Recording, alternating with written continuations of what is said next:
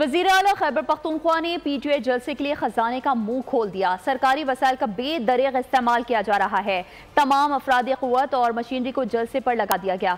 Rescue 1122 की गाड़ियों पर सफ़ेद स्टिकर्स लगा दिए गए हैं। सूबे में इमरजेंसी की सूरत में जिम्मेदार कौन होगा? शहरियों की जिंदगी की परवाह न हादसात की फिक्र, खैबर पख्तूनख्वा हुकूमत की गैर जिम्मेदारी, सूबे के सरकारी वसाइल जलसे में झोंक दिए। सूबाई हुकूमत ने अवामी खिदमतगारों को पार्टी की खिदमत पर लगा दिया। रेस्क्यू 1122 की गाड़ियों पर सफेद स्टिकर्स लगा दिए गए। रेस्क्यू एहलकारों को ढाल बनाया जाएगा। एम्बुलेंसेस, फायर व्हीकल्स, एक्सीवेटर्स, हैवी क्रेनर समेत दीगर मशीनरी PTI काफले के साथ होगी। रेस्क्यू एहलकार भारी मशीनरी के साथ आगे आगे जबकि कारकुनान उनके पीछे होंगे। इस दौरान सूबे में इमरजेंसी की सूरत में जिम्मेदार कौन होगा? सवाल तो बनता है।